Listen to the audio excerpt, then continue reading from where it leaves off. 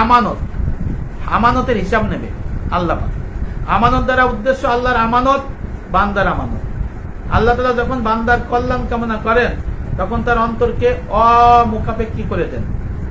আল্লাহ তাকে একনিষ্ঠ আমিন বা আমানত রক্ষাকারী বানান আর আমানত আদায় করতে সাহায্য করেন। যেমন ওযু, নামাজ, রোজা, হজ, যাকাত, অধিকারীর অধিকার, সৎ কাজের আদেশ, অসৎ কাজের নিষেধ, তাহসিবিল হক আর কি।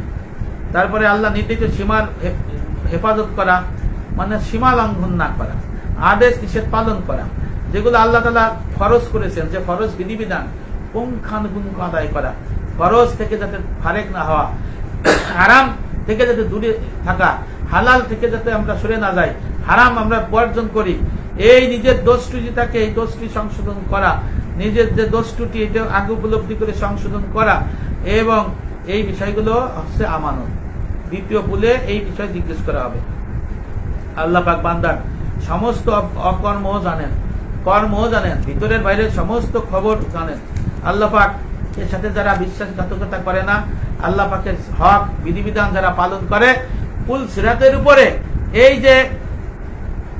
যে দ্বিতীয় চেকপোস্ট থাকবে আমানত, এই আমানতের খেয়ানত যারা করবে না তাদেরকে এই পুল সিরাতের দ্বিতীয় গেট দ্বারা যাইতে পারবে না, তারা ওই পুল সিরাতের ওই পারে যাইতে পারবে না, নিচে পড়ে যাবে, যারা যাওয়ার যাবে, যারা থাকার থাকবে।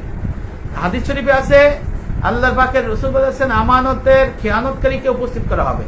অতঃপর আল্লাহ তাআলা বলবেন তুমি যেই সব আমানতের খেয়ানত করেছো সেইগুলো ফেরত দাও। বান্দা বলবে আপনি তো দুনিয়া আমার থেকে সরিয়ে দিয়েছেন, ওহে আমার রব, আমি কেমন করে এই আমানত অধিকার ফেরত দেব? অতঃপর সে কান্নাকাটি করবে। তখন আল্লাহ তাআলা জাহান্নামের গর্তে দুনিয়ার আমানতের অবিকল বস্তু তৈরি করবেন, মানে তার নিচে তো জাহান্নাম, দ্বিতীয় পুল সিরাতের দ্বিতীয় পুল, গিরিপথ বা সেতু, এটা এখানে তার নিচে তো জাহান্নাম। এই জাহান্নামের মধ্যে আল্লাহ পাক একটা গর্ত তৈরি করবেন।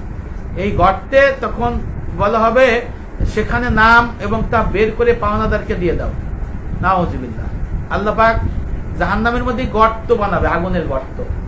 তখন সেখানে ওই অবিকল ওই বস্তু তৈরি করবে যার আমানত পাওনা আছে। এখন বলবে এর মধ্যে নাইমিয়া নাম টাম ধৈর্য তাকে হক আমানত দাও। তারপরে সেই অসহায় হবে, ফেরেশতা ধাক্কা দিয়ে তাকে নামাই দেবে। নামাই দেওয়ার পরে গর্তে, জাহান্নামের গর্তের মধ্যে সে পড়বে, সেইগুলো সে কাঁধে উঠাবে ওই মানুষের হক আমানত ফেরত দেওয়ার জন্য। বুঝে নিন, ওজনের দিক থেকে সেইগুলো দুনিয়ার সমস্ত পাহাড়ের থেকে ভারী হবে। নাউযুবিল্লাহ। সে হতভাগা যখন উপরে উঠতে চাইবে, আল্লাহ রাসূল বলছেন, তখন জাহান্নামের গর্তে সে কাঁধ হয়ে পড়ে যাবে। পুনরায় সে কাঁধে করে আবার এই মানুষের হক আমানত দেওয়ার জন্য উঠে দাঁড়াতে চেষ্টা করবে, আবার সে আগুনের গর্তে পড়ে যাবে। আল্লাহ তাআলা যতদিন চান এইভাবে তাকে পুল সিরাতের দ্বিতীয় পুলের মধ্যে, দ্বিতীয় ঘাটিতে, দ্বিতীয় গিরিপথে তাকে এইভাবে আযাব দিতে থাকবে।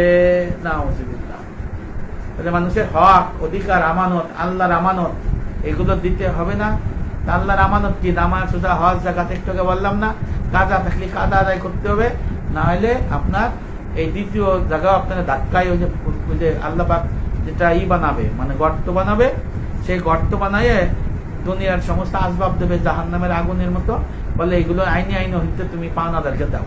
সেটা দিতে পারবে না, তখন সে পড়ে যাবে, আবার উঠবে, পড়বে, আগুনের মধ্যে জ্বলতে থাকবে। আল্লাহ পাক যতদিন চায় তাকে এইভাবে শাস্তি দেবে।